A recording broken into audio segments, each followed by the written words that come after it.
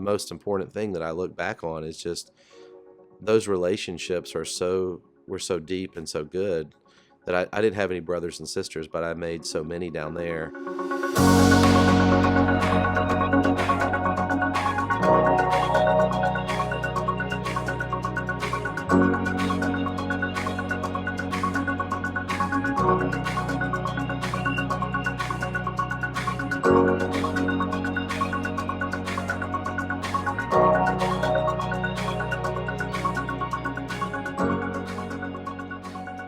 I graduated in 1990 from Auburn University, and with a speech communications degree, and it's probably the best years of my life.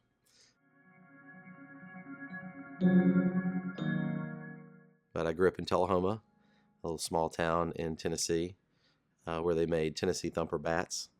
So we pretty much never paid for a bat or a ball in my life, and it was going to be that I was going to play baseball probably. So I wound up playing ball at Auburn, and had a great time there.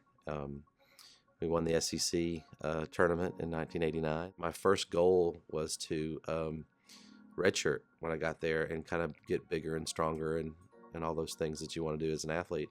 And they put me in maybe the first weekend and played well, and they got to play from there on out, and was concerned that once you put me in, I can't redshirt, coach, So I was worried that I really would lose a year possibly, but I think that they were open-minded enough to give me a chance, and it was, from there on out, played just about every game and had a lot of fun.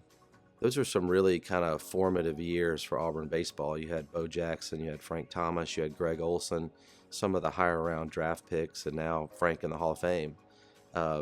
We had no idea who we were playing with. We knew they were much better than us,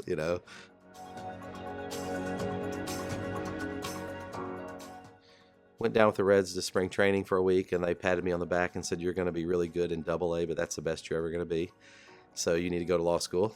So before that, I worked in TV and radio in Dothan, Alabama. Worked for the Vol Network for IMG. Back then it was Host Communications. Then went to law school at University of Tennessee.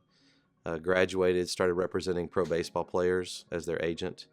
Got a job here in Nashville at an entertainment law firm that allowed me to do sports at the same time.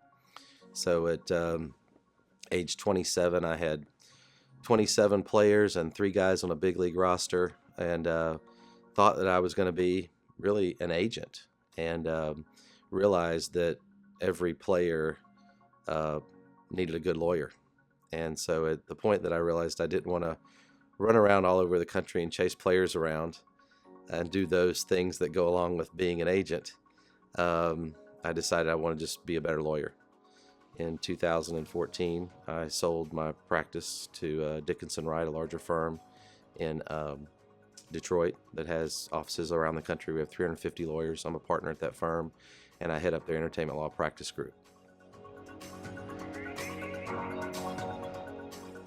John Moorer was from Greenville, Alabama. He was a little tough football player, baseball player type high school athlete. He had kind of a partial scholarship to Auburn. It was his dream to play there, and but he didn't get to play much. And so I came there, walked on. John became my stretching partner every day before practice, and he would have his mouth in my ear going, "Crownover, you're not ready. You need to get ready. You're going to play today. Get ready." And he didn't necessarily play each day. And so he was a good inspiration for me every day to try to be better. But he was killed in a car accident in Mobile. And so we have now kind of made a pact that a few of us get together each year and play golf. And it's quite a few folks. It's about 20 of us that get together every year, a year after he passed away. And so now we want to start an endowment that has to do with players like John that may not have a full scholarship or might not have a scholarship at all, but they represent a character that would be helpful for young men to grow up and become John Moorers, basically. you are a student athlete, just to know that each day focus on being your best that day.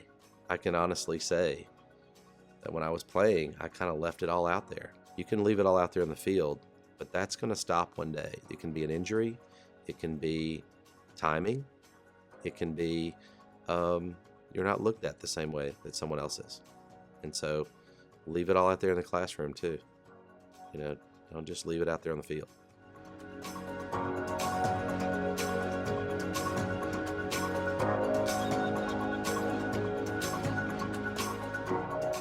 Derek Crownover, Nashville, Tennessee, an entertainment lawyer with Dickinson Wright, and this is My Auburn Story. War Eagle.